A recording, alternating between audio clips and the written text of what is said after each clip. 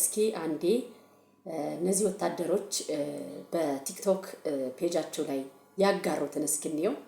እስጢፋኖስ አዳነ በቲክቶክ ፔጁ ላይ ምን የሚል ለቋል መሰላችሁ? ጋይስ ልግባ አልግባ ምን ትሉኛላችሁ ይላል። ሌላኛው ደግሞ ቢኒያም ነኝ ዘረኛ ጠላቴ የሚለው ደግሞ ፈራሁኝ ልግባ ሆይ ይላል።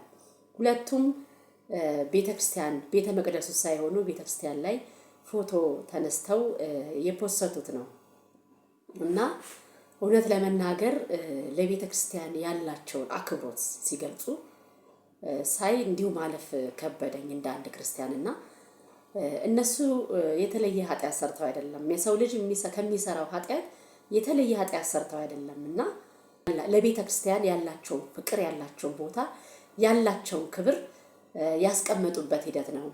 ወንድሞቼ ሁላችንም ደፍረን በድፍረት ቸርነቱን ምሕረቱን አዳኝነቱን ርህራሄውን አይተን ገብተን እንጂ እንደኛ ኃጢአትና እንደኛ ክርፋት እንደኛ መጥፎ ተግባር ቢሆንማ ቁመንም ባልተጓዝን ነበረ።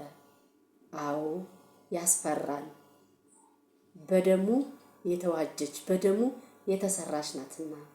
አዎ ያስፈራል። ስጋው ደሙ የሚፈተትበት ነውና። አዎ ያስፈራል። ምስጋናው የሚቀርብበት ነውና። አዎ ያስፈራል።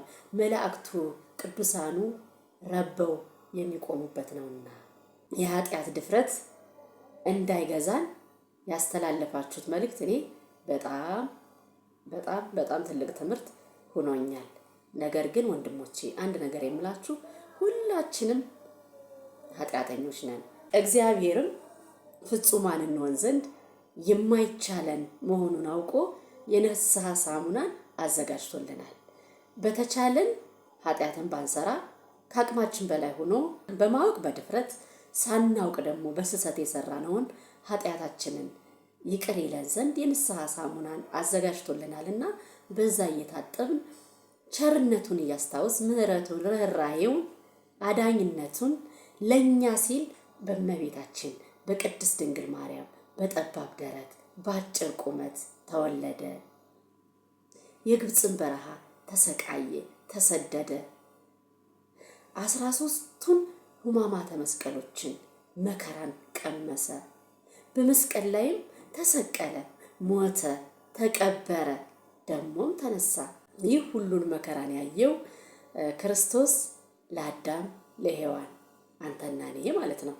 ይህ መሆኑ ደግሞ ቦታው እንድንፈራው እንድናከብረው ያደርጋልና ክብራችሁ ፍራቻችሁ ሁሉ ከምን የመነጨ እንደሆነ በደንብ ይገባኛል። እውነት ለመናገር እንደናንተ ያለ ፈርሃ ልቦና እንዲኖረኝ የሁል ጊዜ ምኞቴ ነኝ።